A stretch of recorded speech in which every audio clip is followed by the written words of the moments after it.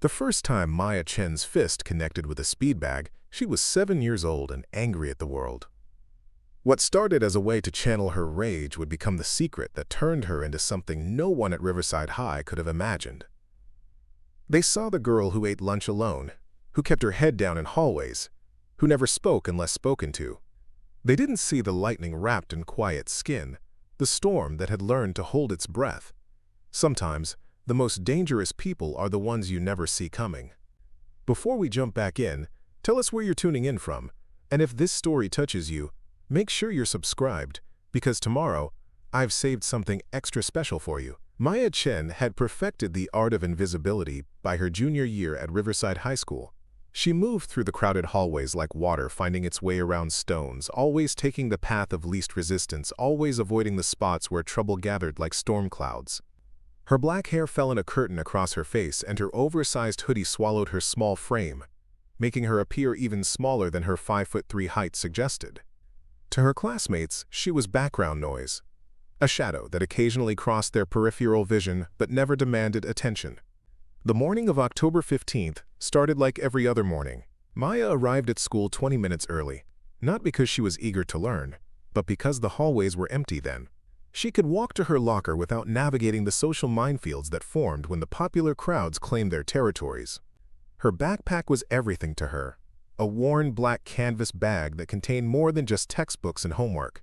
Hidden in its depths were the things that mattered most, the things that kept her moving forward when everything else felt impossible. She slipped through the main entrance of Riverside High, past the trophy cases filled with football victories and homecoming queens, past the bulletin boards covered in college recruitment flyers and student council election posters. The fluorescent lights hummed overhead, casting everything in that particular shade of institutional pale that made even the brightest colors look washed out. Maya's sneakers whispered against the polished linoleum as she made her way to the junior hallway, her sanctuary of solitude about to be invaded by the chaos of another school day. Tyler Brooks owned Riverside High in the way that certain people own spaces without ever having to buy them. He was quarterback of the varsity football team, dating the head cheerleader, and carried himself with the easy confidence of someone who had never been told no about anything that mattered. His blonde hair was always perfectly styled, his clothes always name brand, and his smile always held just enough cruelty to keep people on edge. Tyler didn't just want to be popular, he needed to be powerful, and power at Riverside High was measured in how many people feared you. That morning, Tyler was in a particularly foul mood. Coach had benched him during the previous night's game after he threw 2 interceptions, and the video had already made its way onto social media with commentary that stung more than he cared to admit. His girlfriend had ignored his texts all weekend, and his father had spent breakfast reminding him that college scouts didn't recruit losers. Tyler needed to feel in control again, needed to remind everyone, including himself, that he still mattered, that he could still make things happen with just a look or a word. He spotted Maya at her locker, alone as always, methodically organizing her books with the kind of precision that irritated him. There was something about her deliberate invisibility that felt like defiance, like she thought she was too good to acknowledge his existence. Tyler had tried to get a reaction from her before, small things like shoulder checks in the hallway or loud comments when she walked past, but Maya never responded.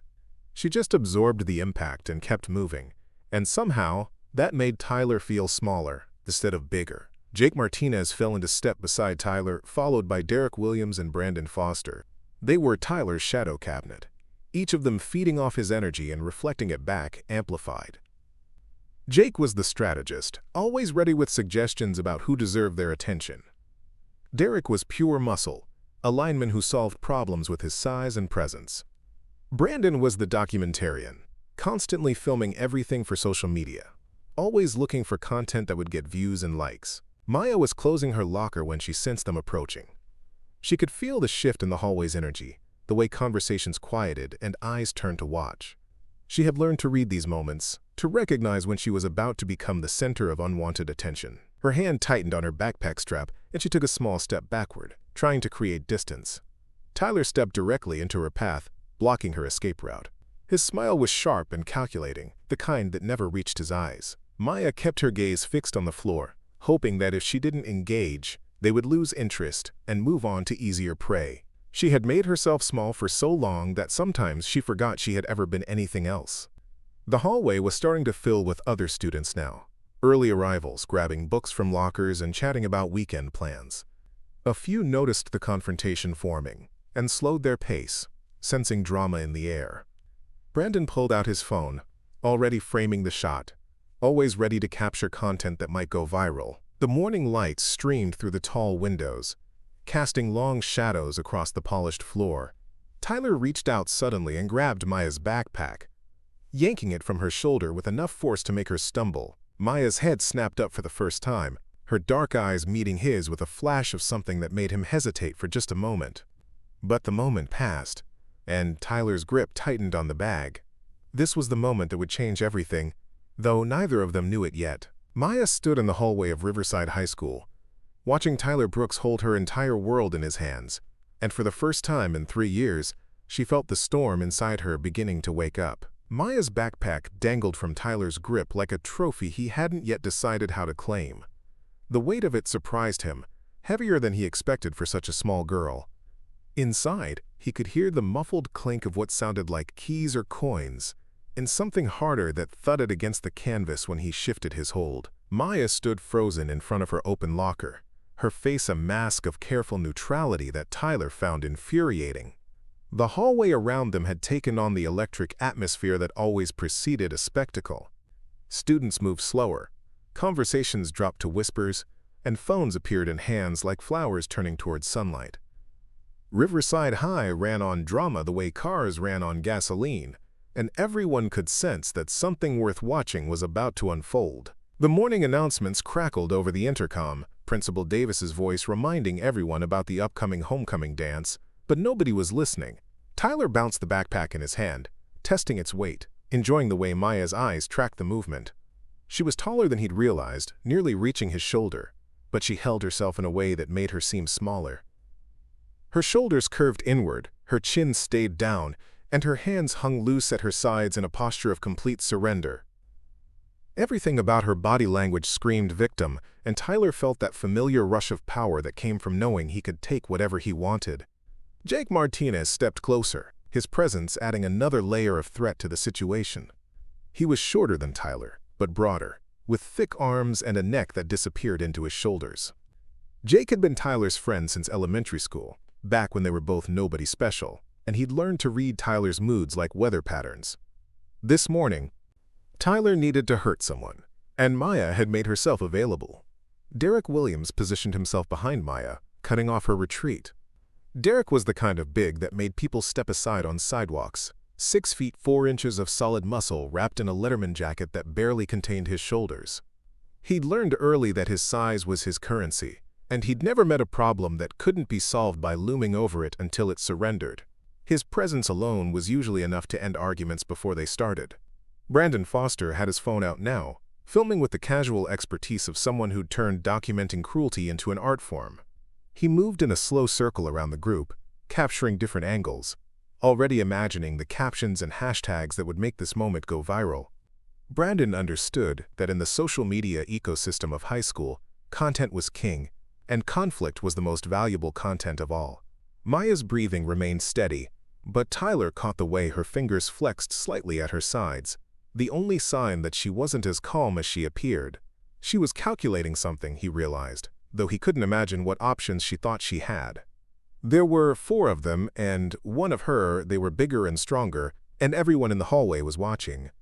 She had no allies here, no one who would step in to help her, no power, except the ability to absorb whatever they decided to dish out. The social hierarchy of Riverside High was as rigid and unforgiving as any medieval court. Tyler and his crew occupied the apex, untouchable in their athletic glory and social media fame. Below them were the various subgroups that made up the school's ecosystem, each with their own territories and unwritten rules. The theater kids claimed the auditorium, the art students gathered in the ceramic studio, the academic achievers held court in the library.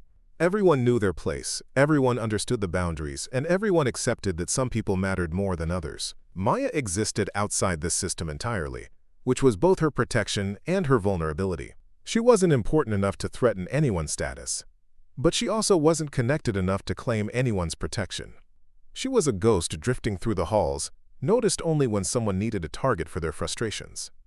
Tyler had chosen her this morning not because of anything she'd done, but because she was available and defenseless. The bell for first period was still 15 minutes away, which meant they had time to really develop this situation. Tyler could see other students gathering at the edges of the scene, drawn by the magnetic pull of potential violence. Some looked uncomfortable, shifting their weight and avoiding eye contact, but none of them moved to intervene. That was the unspoken rule at Riverside High. You could watch, you could film, you could gossip about it later, but you never got involved. Getting involved meant making yourself a target, and nobody wanted that kind of attention. Tyler unzipped Maya's backpack with deliberate slowness, enjoying the way her face tightened almost imperceptibly. Inside, he found the usual collection of textbooks and notebooks, but also things that seemed oddly personal for school. A small digital camera in a protective case. A manila envelope thick with what looked like cash. Hand wraps, the kind boxers used, still slightly damp with sweat. A pair of athletic shorts and a tank top that were definitely not part of the school's dress code. Jake leaned in to get a better look, his eyebrows rising as he processed what they were seeing. These weren't the belongings of the invisible girl they thought they knew.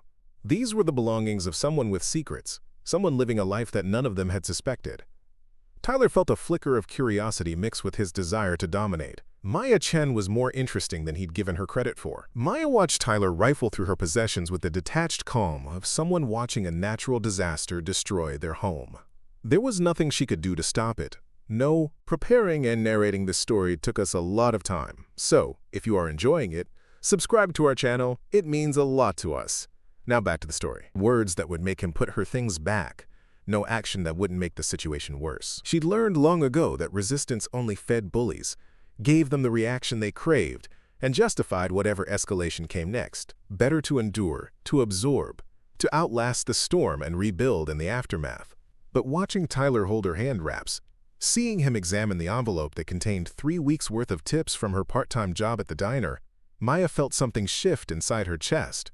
These weren't just her belongings, they were the tools of her survival, the fragments of the life she'd built in the shadows. Tyler had no idea what he was holding, no understanding of what those things meant or what they cost her to acquire. The camera wrapped in its protective case contained photos of her younger sister Emma, images Maya had taken during Emma's good days, when the anxiety didn't have its claws in her and she could smile without forcing it. The cash in the envelope was designated for Emma's therapy sessions, money Maya had earned washing dishes and serving coffee to pay for the help her sister needed. The hand wraps were stained with her own sweat and sometimes blood, evidence of the hours she spent training at Iron Fist boxing gym across town, the place where she'd learned to channel her anger into something useful. Tyler couldn't know any of this, but Maya could see in his eyes that he understood he'd stumbled onto something significant. The careful way he handled the camera, the calculating look he gave the envelope, the questions forming behind his smirk, all of it told Maya that this wasn't going to end with simple humiliation. Tyler had found ammunition, and he was the kind of person who never left a weapon unused. Tyler held up the manila envelope, feeling its thickness between his fingers. The money inside crinkled softly, and he could see Maya's jaw tighten almost imperceptibly. He'd struck something valuable, something that mattered to her in a way that textbooks and homework never could. The power dynamic in the hallway shifted as other students pressed closer, drawn by the scent of real drama unfolding before their eyes.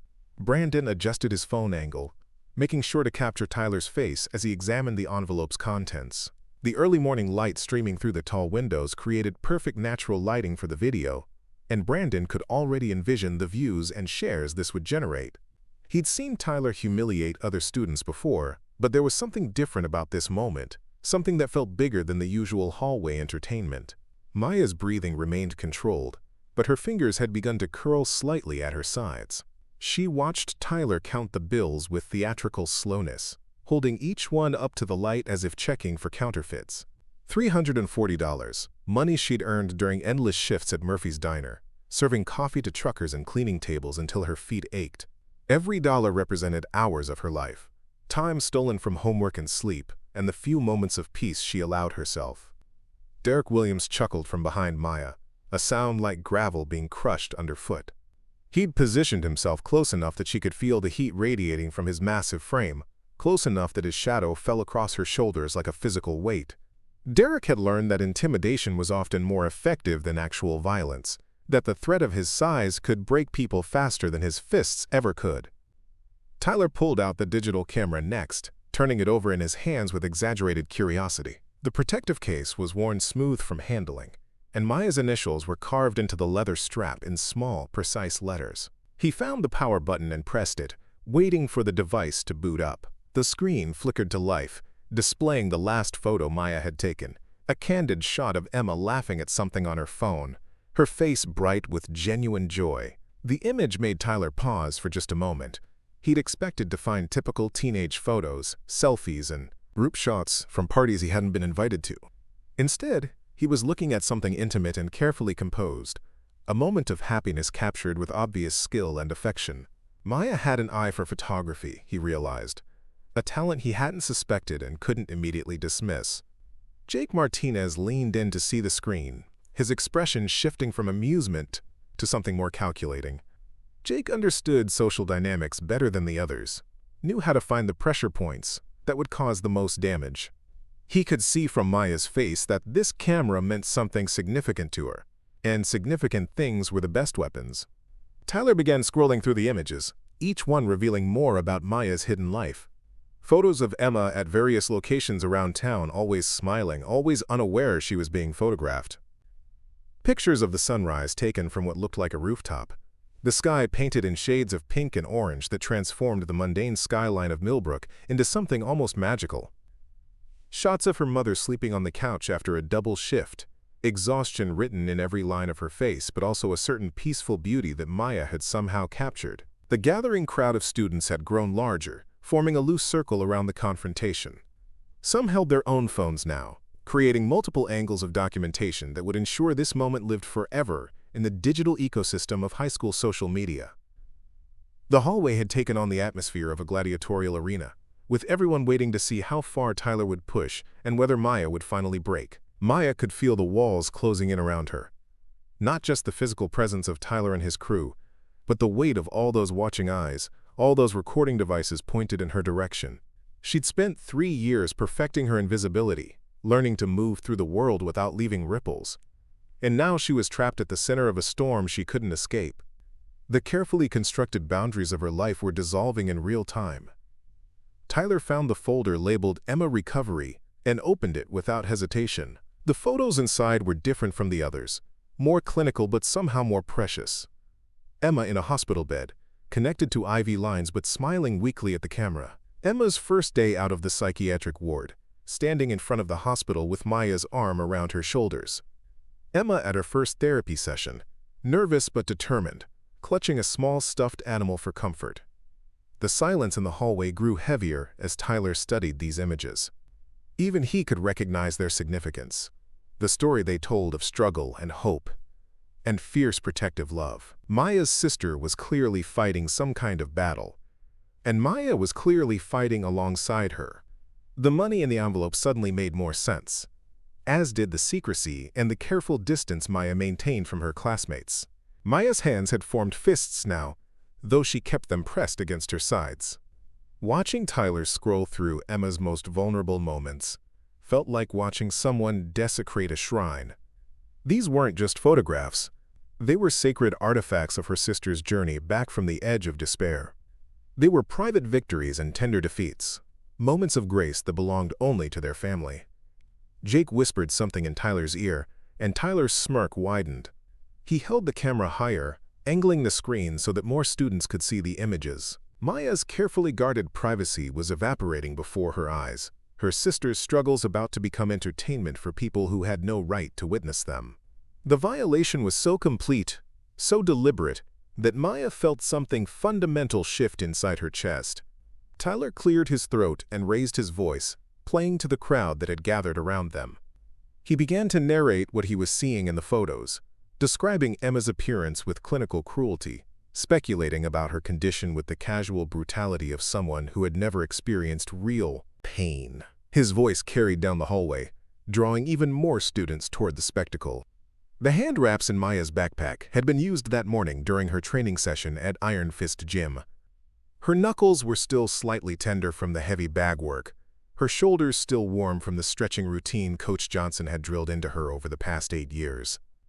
Maya could feel the muscle memory stirring in her arms, the reflexes that had been conditioned through thousands of hours of practice. Brandon moved closer with his phone, zooming in on the camera screen to capture the images Tyler was displaying.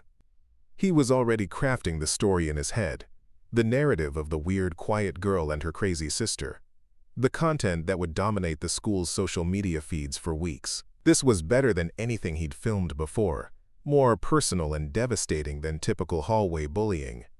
Maya watched Tyler hold up another photo of Emma, this one taken during a particularly difficult period when her sister had lost significant weight and her eyes held the hollow look of someone drowning in her own mind.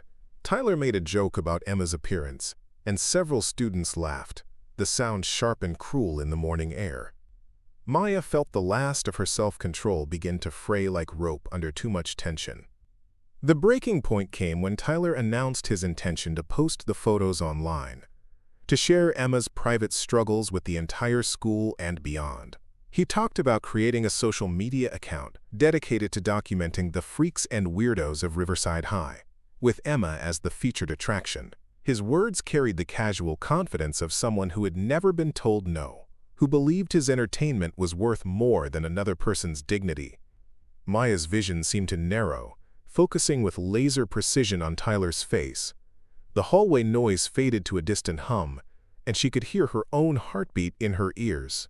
8 years of training had taught her to recognize this moment, the split second when thought transformed into action, when decision became movement. Maya Chen stopped being invisible and started being dangerous. Maya moved without thinking, her body responding to instincts carved deep by years of disciplined training. Tyler was still holding her camera aloft, still describing Emma's photos to his eager audience, when Maya's hand shot out and clamped around his wrist with startling precision.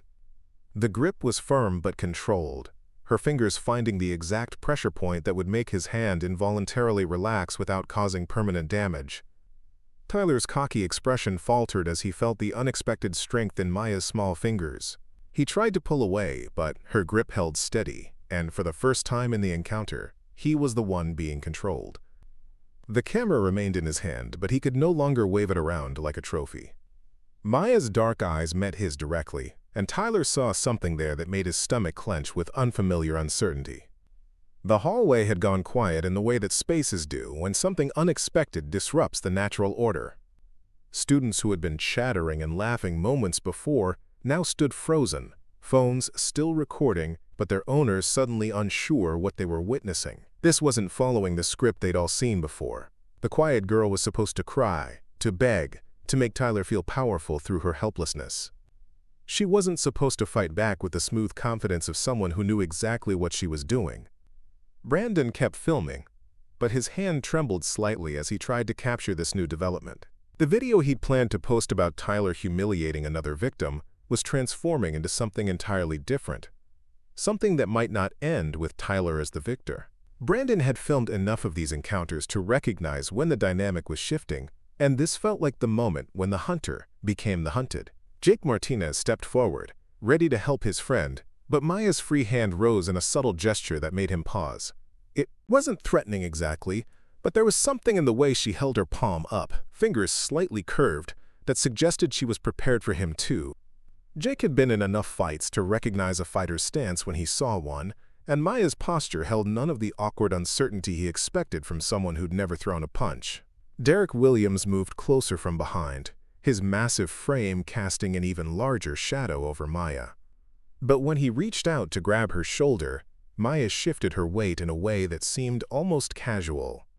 Her body angled slightly, her feet repositioned themselves with millimeter precision, and suddenly Derek's hand was grasping empty air.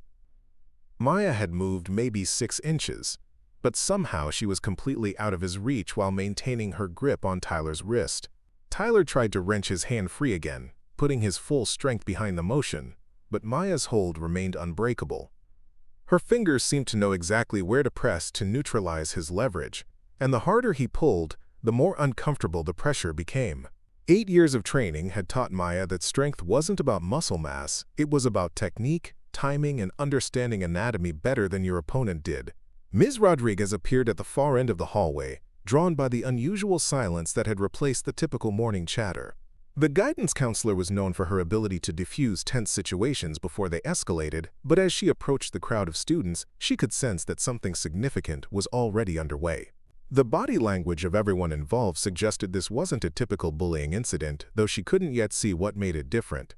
Maya's breathing remained steady and controlled, each exhale measured and deliberate. Coach Johnson had drilled this into her from the beginning. Emotional control was the foundation of physical control. An angry fighter was a sloppy fighter, and sloppy fighters lost. Maya wasn't angry anymore. She was focused. The rage that had threatened to consume her moments earlier had been channeled into something far more dangerous: precision. Tyler's friends were beginning to realize that their usual intimidation tactics weren't working. Derek tried to approach from a different angle, but Maya seemed to sense his movement without looking, adjusting her position to keep both him and Jake in her peripheral vision. She was tracking multiple threats simultaneously with the kind of spatial awareness that only came from extensive combat training. The camera in Tyler's hand had become a liability rather than a weapon. He couldn't use it to humiliate Maya while she controlled his wrist, and he couldn't put it down without seeming to surrender. The device that had given him power over her private moments was now just dead weight, a reminder that the situation had spiraled beyond his control. Tyler's face was beginning to flush with embarrassment as more students gathered to watch his struggle. Maya finally spoke, her voice quiet but carrying clearly in the hushed hallway. She asked Tyler to return her camera and her money, not as a plea, but as a simple statement of fact. Her tone held no emotion, no desperation, just the calm certainty of someone who expected to be obeyed. The contrast between her small stature and her commanding presence was so stark that several students took involuntary steps backward. Jake decided to test Maya's focus by moving toward her backpack, which still lay open on the floor where Tyler had dropped it. But Maya's head turned toward him with fluid precision, her gaze locking onto his with such intensity that Jake found himself frozen mid-step.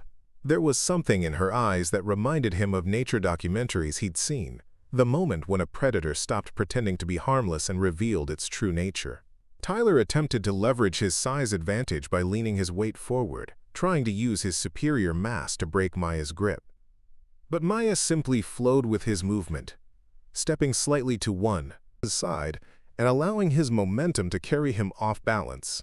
Tyler stumbled forward, his grip on the camera loosening, and Maya's free hand moved with snake-like quickness to pluck the device from his fingers. The camera disappeared into Maya's jacket pocket with practiced smoothness, and she finally released Tyler's wrist. Tyler stumbled backward, massaging his hand and staring at Maya with a mixture of confusion and growing anger. He'd been outmaneuvered by someone a third his weight, humiliated in front of the same audience he'd intended to impress with his dominance over her. Derek Williams decided that subtlety was overrated and lunged forward with his full strength, intending to wrap Maya in a bear hug that would end her resistance through sheer physical force. But Maya ducked under his outstretched arms with liquid grace, pivoting on her left foot and spinning away from him so smoothly that Derek's momentum carried him into the lockers with a resounding crash that echoed down the hallway. The sound of Derek's collision with the metal lockers was like a starter's pistol, releasing the tension that had been building in the crowd. Students began pulling out phones that weren't already recording, desperate to capture whatever was happening between the quiet girl and the school's most feared bullies. The narrative they thought they understood had been completely overturned, and everyone wanted to document this impossible reversal. Maya retrieved her manila envelope from the floor where Tyler had dropped it, checking quickly to ensure the money was still intact. Her movements were efficient and purposeful, showing no trace of the nervousness that had characterized her behavior moments earlier. The transformation was so complete that students who had known Maya for years were beginning to question whether they had ever really seen her at all. Tyler's face had gone from confusion to genuine anger. Being outmaneuvered was embarrassing, but being outmaneuvered by Maya Chen was unacceptable. His reputation, his social standing, everything he'd built his identity around was being dismantled by someone he'd never considered a threat. Tyler could see the phones recording, could imagine the videos spreading through social media, could picture his humiliation becoming permanent digital entertainment. Coach Thompson rounded the corner just as Derek was picking himself up from the lockers, his varsity jacket torn, and his pride clearly bruised. The PE teacher had coached high school sports for 20 years and had developed an instinct for spotting real trouble before it erupted into something the administration couldn't ignore. The scene in front of him set off every alarm bell he'd learned to trust. Maya stood in the center of the hallway, surrounded by Tyler and his crew, but something about her posture suggested she wasn't trapped. Her feet were positioned in a stance Coach Thompson recognized from his boxing days, her hands loose but ready, her eyes alert and tracking movement. This wasn't a victim being cornered by predators. This was a fighter choosing her moment. The fluorescent lights above seemed to flicker in rhythm with Maya's heartbeat as she stood in the hallway of Riverside High, surrounded by Tyler and his crew but no longer feeling trapped. Something fundamental had shifted in the last 60 seconds, a transformation so complete that even Maya herself was surprised by how natural it felt to stop hiding. The girl who had spent 3 years perfecting invisibility was gone, replaced by someone who moved with the fluid confidence of a trained fighter. Tyler's anger was building to a dangerous level, his face flushed with the humiliation of being outmaneuvered by someone he'd never considered a threat. The phones recording around them captured every moment of his loss of control, and Tyler knew that his reputation was hanging by a thread. He'd built his entire identity around being untouchable, and Maya had shattered that illusion with nothing more than a wrist grab and a pivot that had sent Derek crashing into the lockers. Maya's mind drifted for a moment to the first time she'd walked into Iron Fist boxing gym 8 years earlier. She'd been 9 years old, small for her age and carrying anger like a stone in her chest. Her father had just left, disappearing one Tuesday morning while Maya was at school and Emma was napping, leaving behind nothing but a note about needing to find himself and a stack of unpaid bills on the kitchen counter. Maya's mother had tried to hold everything together, working double shifts at the hospital while Maya took care of Emma, but the weight of abandonment had settled into Maya's bones like a chronic ache. Coach Marcus Johnson had been cleaning equipment when Maya wandered into his gym that first afternoon. She'd been walking home from school, taking the long route to avoid going to an empty house, when she heard the rhythmic sound of gloves hitting heavy bags through the open door. The gym was located in a converted warehouse on the industrial side of town, far from the suburban neighborhoods where Maya's classmates lived their comfortable lives. The building was all exposed brick and steel beams, with equipment that had seen decades of use but was maintained with religious care. The smell hit her first when she stepped through that doorway for the first time, a mixture of leather, sweat, and something else she couldn't identify but would later learn was the scent of determination made manifest. The gym was divided into several areas, each serving a different purpose in the creation of fighters. Heavy bags hung from reinforced chains, their surfaces worn smooth by thousands of combinations.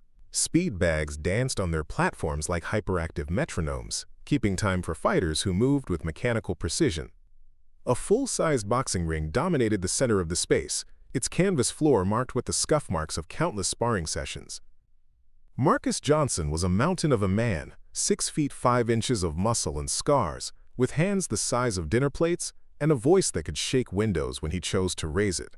He'd been a professional heavyweight in the 80s, fighting under the name Tank Johnson, until a devastating knockout ended his career and left him with a slight tremor in his left hand that he'd never quite overcome.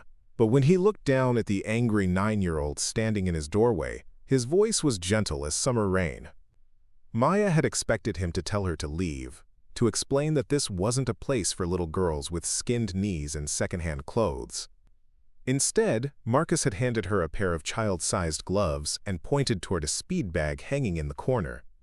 He'd taught her the basic rhythm that first day, the simple 1-2 pattern that would eventually evolve into combinations so complex they looked like choreographed violence. Maya had been hooked from the first solid connection from the moment she felt her frustration transform into something useful. The present moment snapped back into focus as Tyler decided that subtlety was no longer serving his purposes. He motioned to Jake and Derek, and Maya could see them preparing to rush her simultaneously. Brandon was still filming, his phone capturing every angle as the situation escalated toward violence. Other students had formed a loose circle around the confrontation, some looking uncomfortable but none willing to intervene. Maya felt the familiar calm that always preceded action, her breathing deepening, and her vision sharpening to laser focus. Those early days at Iron Fist had been a revelation for Maya, a discovery that her body was capable of things she'd never imagined. Marcus had started her with basic conditioning, endless hours of jumping rope and running laps around the gym's perimeter. Maya's lungs had burned and her legs had ached, but she'd pushed through the discomfort with the grim determination of someone who had nothing left to lose. The physical exhaustion was almost welcome after months of feeling helpless about her family's situation. The gym operated on a different set of rules than the outside world. There were no social hierarchies based on popularity or wealth. No unspoken expectations about who belonged and who didn't. The only currency that mattered was effort. The only status that counted was improvement.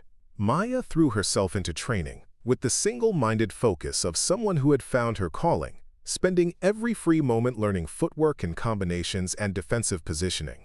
Marcus had been careful not to rush her development, understanding that building a fighter was like constructing a cathedral, requiring patience and attention to detail at every stage.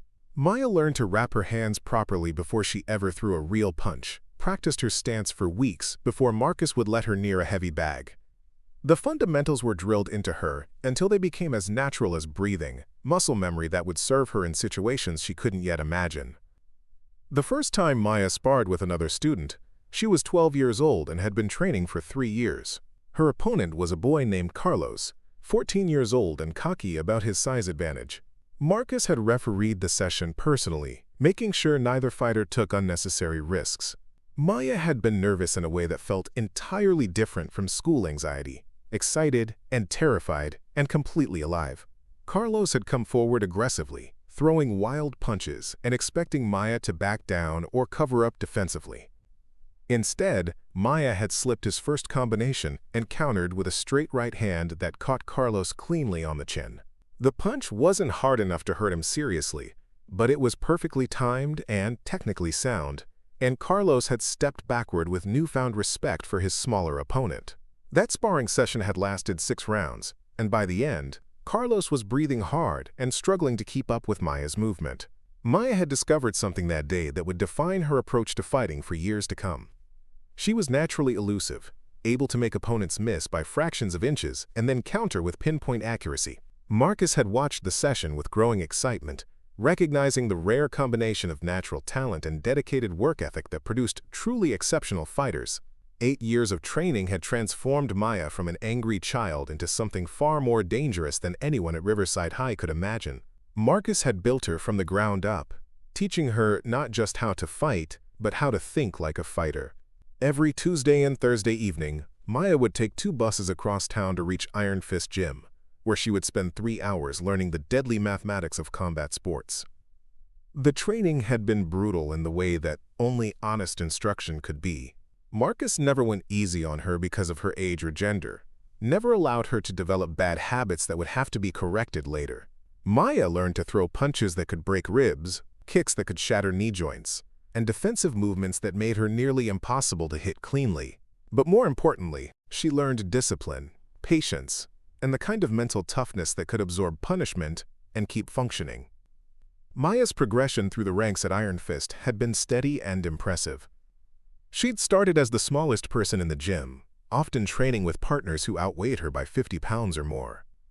But Marcus had paired her carefully, always ensuring that she was challenged without being overwhelmed. Maya learned to use her size as an advantage rather than a limitation, developing a fighting style that emphasized speed, timing, and technical precision over raw power. By the time Maya was 14, she was regularly sparring with adult fighters and holding her own. Her reputation in the local fighting community had begun to grow. Whispers about the teenage girl who could make grown men look foolish with her footwork and counterpunching.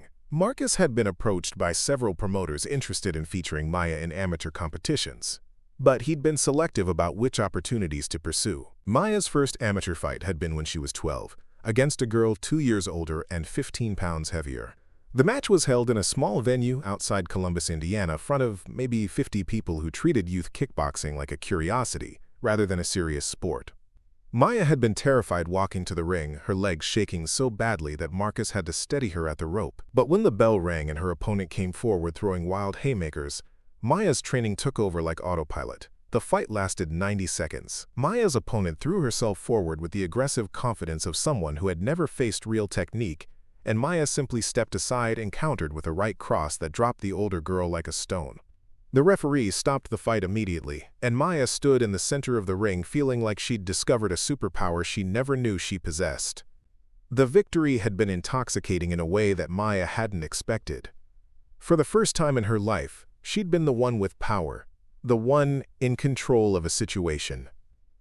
The feeling was addictive, and Maya found herself craving the opportunity to test herself against new opponents.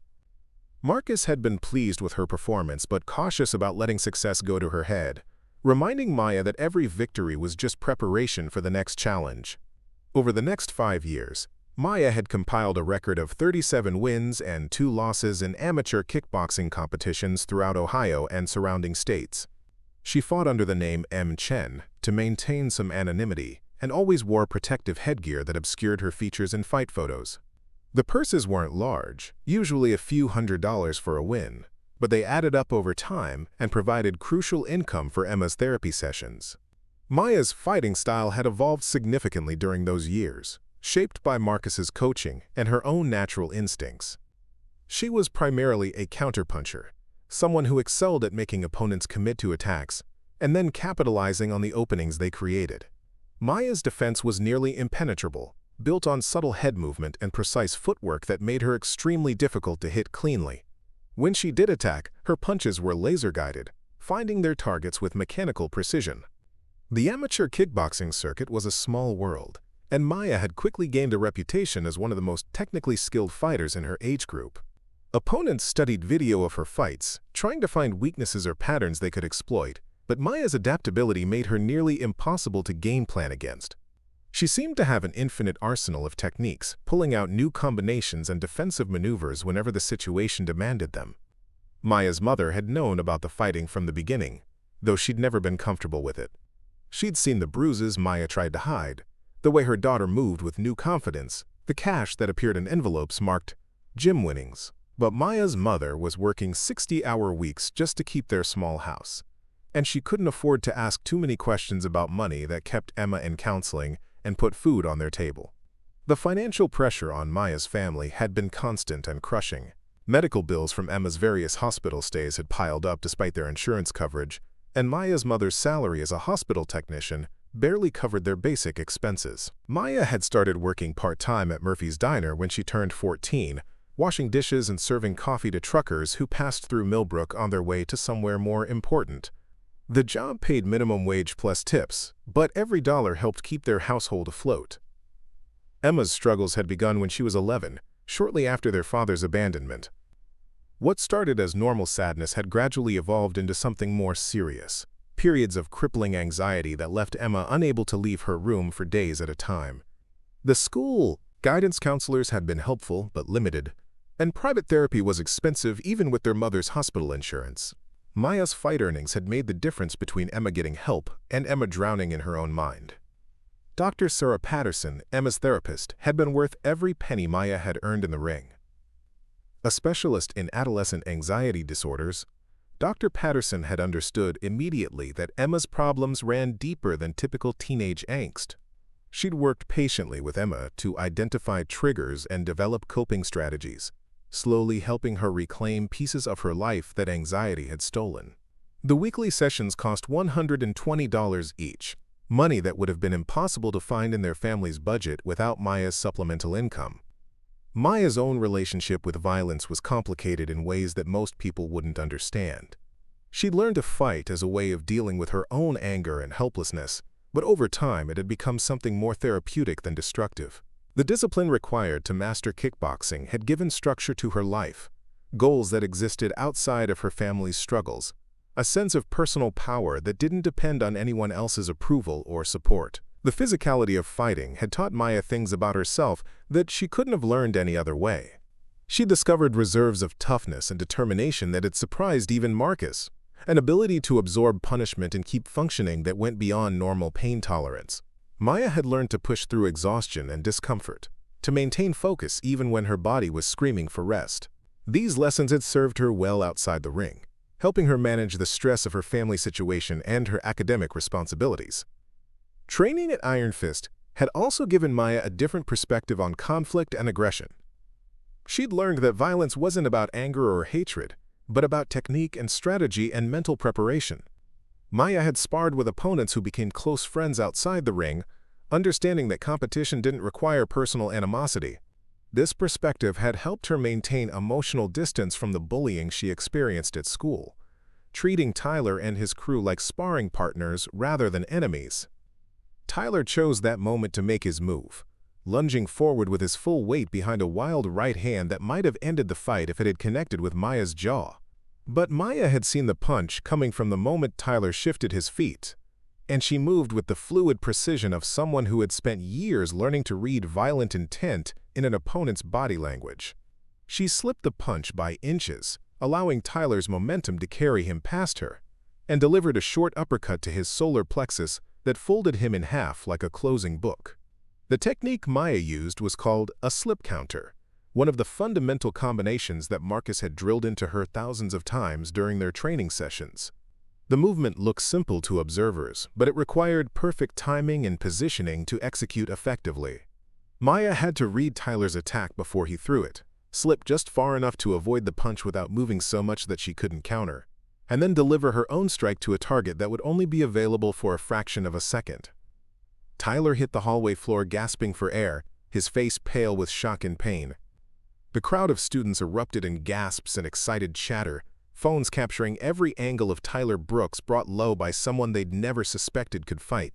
Maya stood over him for a moment, not gloating but simply making sure he understood that the dynamic between them had permanently changed.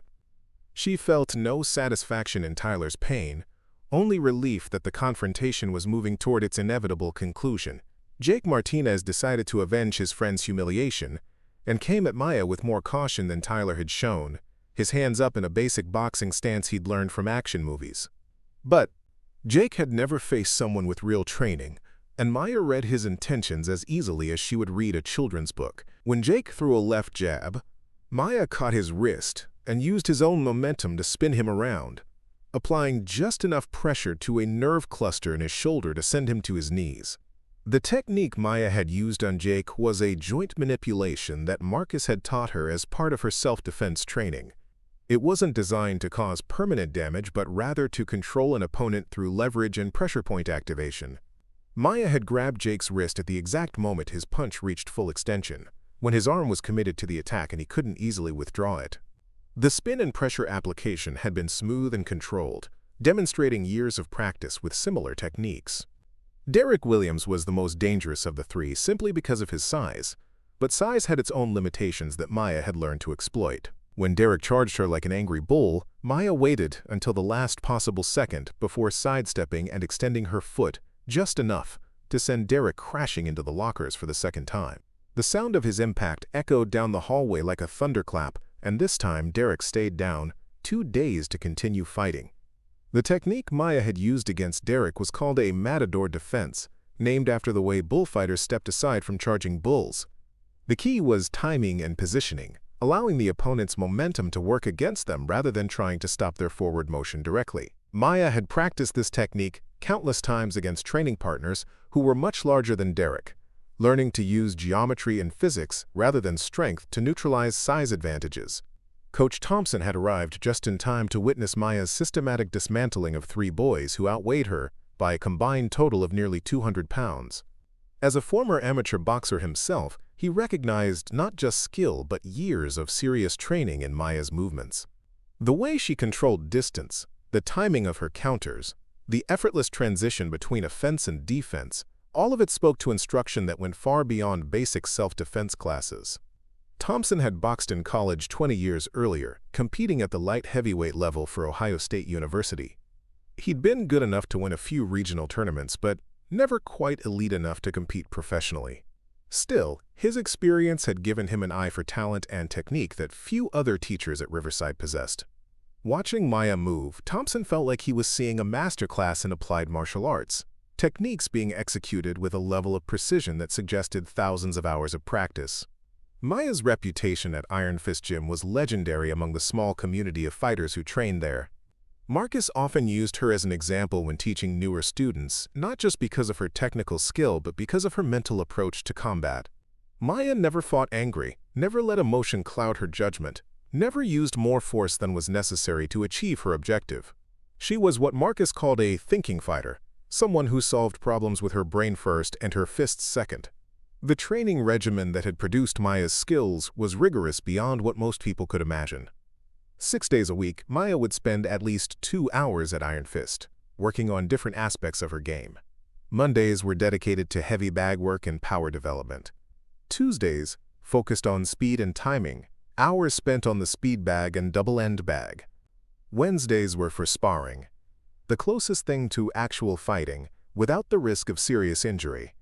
Thursdays returned to technical work, drilling combinations and defensive movements until they became reflexive. Fridays were for conditioning, the brutal physical preparation that allowed fighters to maintain their skills under stress. Saturdays were for competition or light training, depending on Maya's fight schedule. The mental aspect of Maya's training had been just as important as the physical conditioning. Marcus had taught her to visualize fights before they happened, to prepare for different scenarios and develop contingency plans for various situations. Maya had learned to control her breathing under stress, to maintain focus despite distraction or fatigue, to make tactical adjustments in real time based on her opponent's behavior. These mental skills had proven just as valuable as her physical techniques, allowing her to stay calm and analytical even in chaotic situations. Maya's fighting career had reached its peak the previous summer, when she'd been invited to compete in the National Amateur Kickboxing Championships in Las Vegas. The tournament featured the best young fighters from across the country, many of them destined for professional careers or Olympic teams. Maya had been one of the youngest competitors in her division, but her reputation had earned her a spot in the field. The tournament had been held at the MGM Grand, the same venue that hosted professional boxing matches featuring world champions. For Maya, walking into that arena had been like entering a cathedral of combat sports, a place where legends had been made and dreams had been shattered. The lights, the crowd, the energy of serious competition had been intoxicating in a way that local tournaments could never match. Maya's first fight in Las Vegas had been against a girl from California who'd won every amateur tournament on the West Coast for the past 2 years. The girl was taller and stronger than Maya, with a reach advantage that should have made it difficult for Maya to get close enough to land her combinations. But Maya had studied video of her opponent's previous fights, identifying patterns and weaknesses that she could exploit. The fight had been a chess match, both girls feeling each other out for the first round before Maya began to implement her strategy. She'd used feints and footwork to close the distance, slipping inside her opponent's longer punches to land clean counters to the body and head. By the third round, Maya was clearly winning, her technical superiority overcoming her opponent's physical advantages. Maya had won that fight by unanimous decision, advancing to the quarterfinals where she faced a girl from Texas who fought with the aggressive style typical of her region. This opponent had been less technical than the California girl, but more physical, throwing punches and kicks with bad intentions and excellent conditioning. Maya had been forced to dig deeper than usual, matching her opponent's intensity while maintaining her technical edge.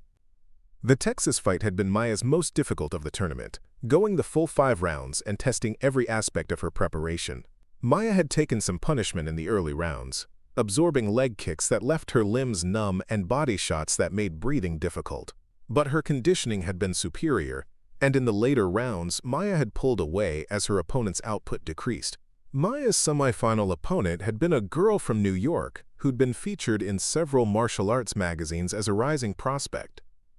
This girl had professional aspirations and training that reflected that level of ambition.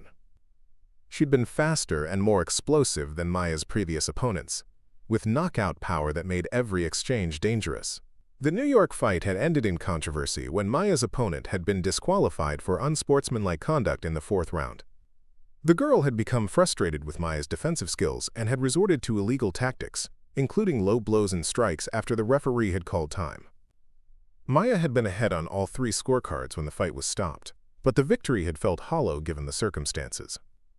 Maya's final fight had been against a girl from Florida who'd won the tournament the previous 2 years. This opponent was everything Maya aspired to be: technically perfect, physically gifted, and mentally unbreakable.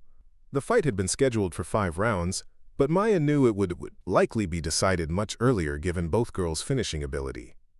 The championship fight had been the most intense 30 minutes of Maya's life. Both girls had fought at a pace that seemed unsustainable, landing combinations that would have finished lesser opponents, but somehow finding the resilience to continue. Maya had been dropped in the second round by a perfectly timed high kick, but she'd beaten the count and come back to score a knockdown of her own in the fourth round. The final round had been fought on instinct and will rather than technique, both girls too exhausted to execute complex strategies. Maya had pushed forward relentlessly, knowing she needed to make a statement to win a close decision. With 30 seconds left on the clock, Maya had landed a picture-perfect combination that dropped her opponent for the third time in the fight, prompting the referee to stop the contest. Standing in the center of the ring with her hand raised as the new national champion had been the pinnacle of Maya's fighting career. The victory had earned her recognition from professional promoters and Olympic development coaches, opening doors to opportunities she'd never imagined possible. But Maya had also known that night in Las Vegas that her amateur career was essentially over, that continuing to compete would require commitments that might compromise her academic goals.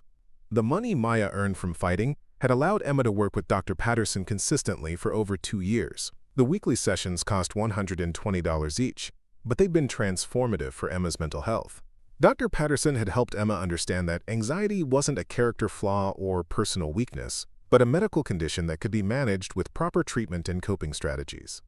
Emma's progress had been slow but steady, marked by small victories that meant the world to their family. The first time Emma had been able to attend a full day of school without having a panic attack had been cause for celebration. When Emma had joined the robotics club and made her first real friends, Maya had felt prouder than after any fight victory.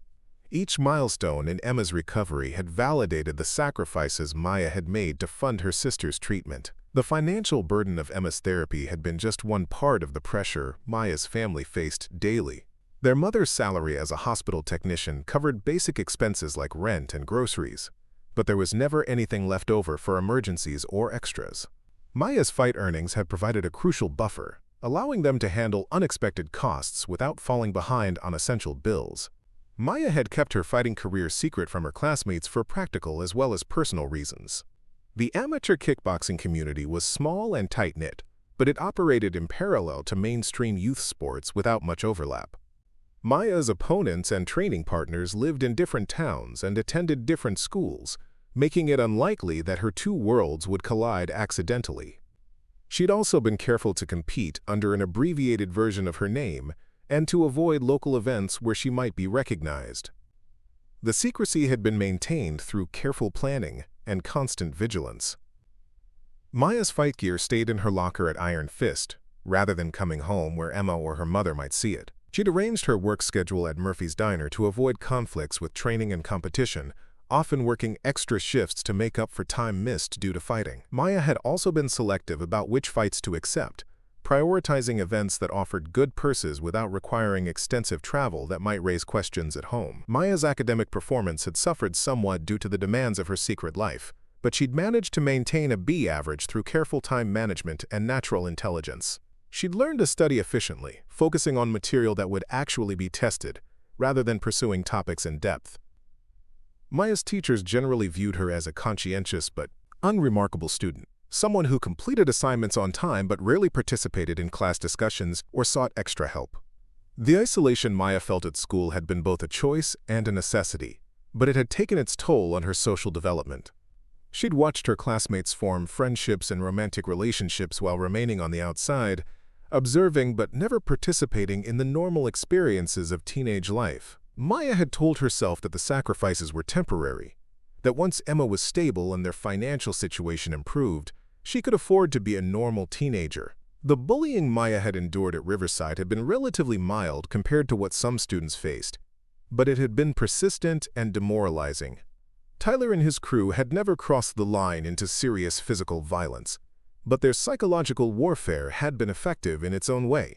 The constant low-level harassment had reinforced Maya's decision to remain invisible, convincing her that drawing attention would only make her life more difficult. Maya's relationship with violence had evolved significantly during her years of training and competition. She'd learned to separate the controlled aggression of sport fighting from the chaotic brutality of street violence, understanding that techniques developed for competition required adaptation when applied to self-defense situations. Maya had never wanted to hurt anyone outside the controlled environment of a sanctioned fight, but she'd also never been willing to accept abuse when she had the skills to stop it.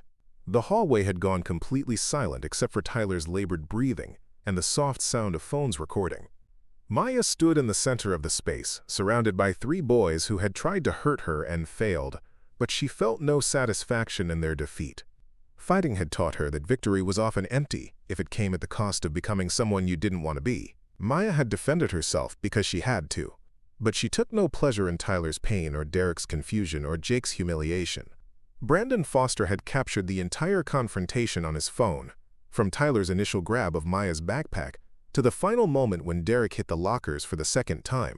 The video quality was excellent, and Brandon's commentary had been minimal enough to let the action speak for itself. Brandon realized immediately that he documented something extraordinary, a complete reversal of expected power dynamics that would be analyzed and shared endlessly once it reached social media. The crowd of students who had witnessed Maya's revelation had grown to nearly 100 people, drawn by the commotion and the rare spectacle of serious conflict at their normally placid suburban school. Some had arrived in time to see the actual fighting, while others had only witnessed the aftermath. All of them understood that they'd seen something significant, though most couldn't articulate exactly what had changed in those few minutes. Principal Davis appeared at the end of the hallway, drawn by reports of a disturbance that had reached his office through the school's informal communication network. What he found was unlike anything he'd dealt with in 15 years of high school administration. 3 of his star athletes were on the ground, apparently defeated by Maya Chen, a girl he'd barely noticed in 3 years of enrollment. The implications were staggering, not just for school discipline but for everything he thought he knew about the students under his authority. Davis had been principal at Riverside High for 8 years, having worked his way up through the administrative ranks after a brief career as a social studies teacher. He prided himself on knowing his students and understanding the social dynamics that shaped their school experience. The scene before him challenged everything he believed about those dynamics, suggesting that there were layers of complexity he'd never recognized or acknowledged. Maya collected her backpack and its scattered contents, moving with the same methodical precision she brought to everything else in her life. The manila envelope went back into the main compartment, followed by her camera and the hand wraps that had given away her secret. She could feel hundreds of eyes watching her every movement, recording everything for social media posterity, but the attention felt different now. She was no longer invisible, but she was also no longer hiding. The hand wraps that Tyler had discovered were more than just training equipment to Maya. They were symbols of transformation and hard-earned skill. She'd worn those particular wraps during her championship fight in Las Vegas, and they carried the sweat and memories of every significant moment in her fighting career. The fact that Tyler had handled them so casually, treating them as curiosities rather than sacred artifacts, had been one of the things that finally pushed Maya beyond her breaking point. Ms. Rodriguez finally reached the scene, pushing through the crowd of students with the authority of someone trained to handle crisis situations. But when she saw Maya calmly packing her belongings while Tyler and his friends struggled to their feet, she realized this wasn't a typical bullying incident that required her intervention. Maya wasn't a victim who needed protecting. She was something else entirely, something that Rodriguez wasn't sure how to categorize. Rodriguez had been a guidance counselor for 12 years, having entered the profession with idealistic goals about helping troubled students find their way. She'd seen every type of conflict and crisis that high school could produce, from academic pressure to family dysfunction to mental health emergencies. But she'd never encountered a situation quite like this, where the apparent victim had revealed herself to be something far more complex and capable than anyone had suspected. The bell for first period rang, but nobody moved toward their classrooms. The scene in the hallway had become the most interesting thing to happen at Riverside High in months, and students were reluctant to return to the mundane routine of algebra and social studies, when real drama was unfolding before their eyes. Maya shouldered her backpack and began walking toward the main entrance, her purpose clear even if her destination wasn't. Tyler struggled to his feet, his face burning with humiliation and rage. He'd been defeated by someone he'd never considered a threat, embarrassed in front of the entire school, and reduced from predator to prey in the span of 5 minutes. The videos of his defeat were already spreading through social media, and Tyler knew that his reputation might never recover from this public demonstration of weakness. The boy who had built his identity around dominance and control had been shown to be neither dominant nor in control. Jake Martinez was also rising slowly, his shoulder still tender from Maya's nerve manipulation technique. As someone who prided himself on being Tyler's enforcer, Jake felt the humiliation almost as acutely as his friend. He'd been neutralized so quickly and efficiently, that he'd barely understood what was happening to him. The casual ease with which Maya had controlled and disabled him suggested a level of skill that Jake had never encountered outside of movies. Derek Williams remained on the ground longer than the others, his size working against him as he tried to process what had happened. Derek's entire approach to conflict was based on intimidation through physical presence, but Maya had demonstrated that size meant nothing without technique and timing. The two impacts with the lockers had left Derek dazed and questioning everything he thought he knew about fighting. Coach Thompson approached Maya as she prepared to leave, his expression a mixture of respect and curiosity. As someone who had competed at a high level himself, Thompson recognized exceptional ability when he saw it. Maya's display had been more impressive than many professional fights he'd watched, combining technical perfection with tactical intelligence in a way that suggested years of elite-level training. Thompson had questions about Maya's background and training, but he also understood that this wasn't the appropriate time or place for those conversations. Maya was clearly operating under stress and probably wanted nothing more than to escape the attention and scrutiny that would inevitably follow this incident. Thompson settled for a simple nod of acknowledgement, a gesture that conveyed respect without demanding explanation. Maya paused at the main exit doors, looking back at the crowd of students who were still processing what they'd witnessed. Some were excited by the spectacle and already crafting social media posts about the morning's events. Others looked uncomfortable with the violence they'd seen, even though it had been entirely defensive on Maya's part. A few seemed genuinely concerned about Maya herself, recognizing that her revelation would bring consequences she might not be prepared to handle. Emma was waiting in the parking lot, having been texted by a friend about the hallway incident. Maya's sister looked worried but not surprised, as if she'd always known that her older sister was capable of extraordinary things. Emma had never known the details of how Maya earned the money for her therapy sessions, but she'd suspected that it involved something more significant than part-time work at a diner. The conversation between the sisters was brief and conducted in whispers, but observers could see the obvious affection and concern they felt for each other. Emma's presence seemed to calm Maya, providing an anchor point in what had become a chaotic morning. Maya made a quick phone call, presumably to their mother, explaining that she would be leaving school early due to an incident that required discussion at home. The cool October air felt good against Maya's skin as she walked across the parking lot toward the bus stop. She had a choice to make now, whether to return to school and face the consequences of her revelation, or to disappear into a different kind of invisibility altogether. Either way, the girl who had walked into Riverside High that morning was gone forever, replaced by someone who would never again allow herself to be anyone's victim.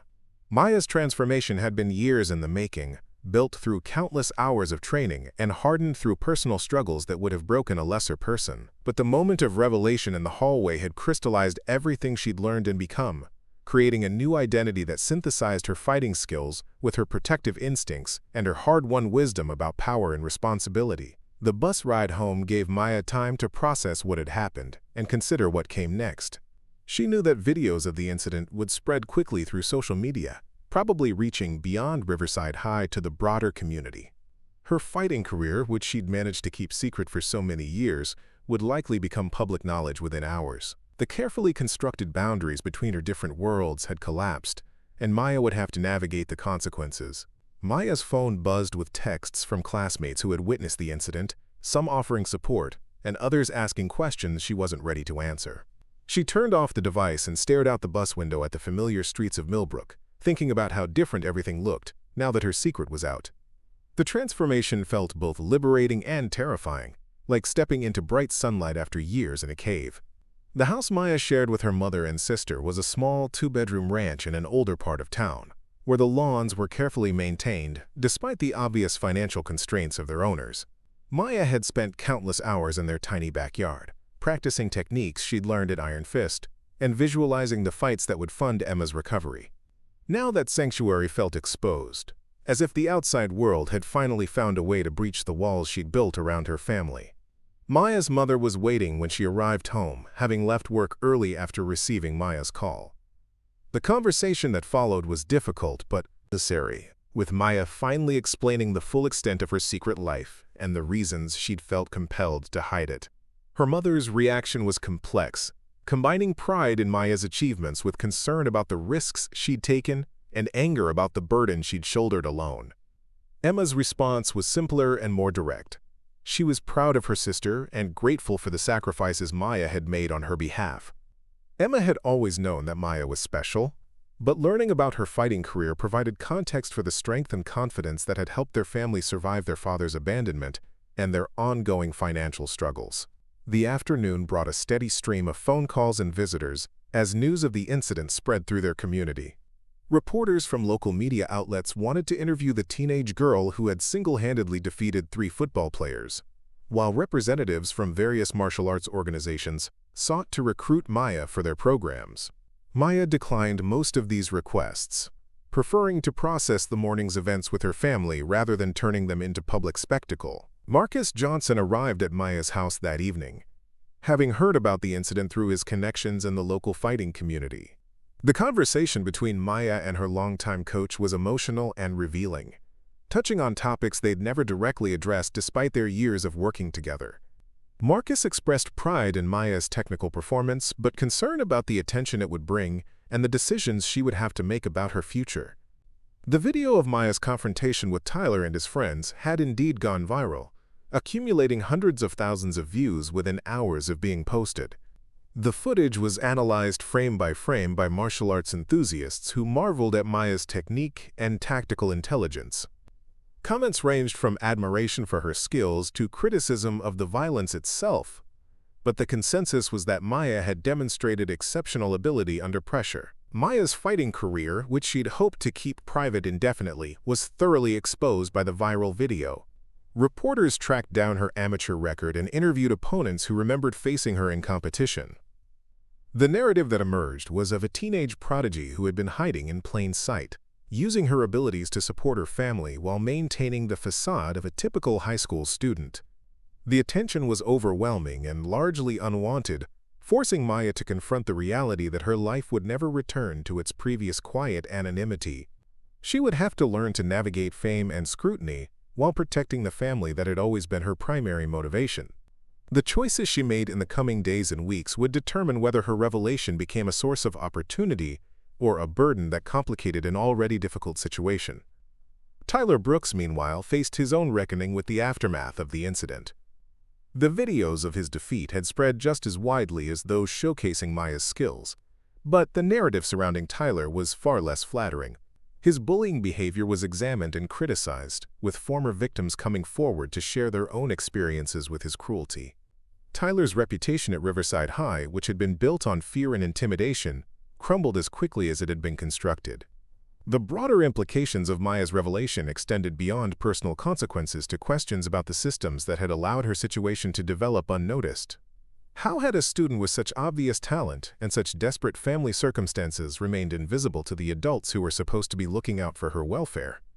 What did Maya's story say about the social dynamics at Riverside High, and the ways that students like Tyler were allowed to abuse their power? Maya's transformation from invisible victim to revealed warrior had been complete and irreversible. The girl who had spent 3 years hiding her true nature was gone, replaced by someone who would have to learn to live authentically in a world that was now watching her every move. The future held both opportunities and challenges that Maya couldn't yet imagine, but she faced them with the same determination and intelligence that had carried her through years of secret struggle. As the sun set over Millbrook that evening, Maya stood in her backyard and practiced the basic combinations that Marcus had taught her 8 years earlier. The movements felt different now.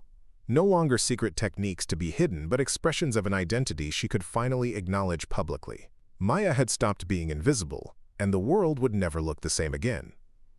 Up next, you've got 2 more standout stories right on your screen. If this one hit the mark, you won't want to pass these up. Just click and check them out.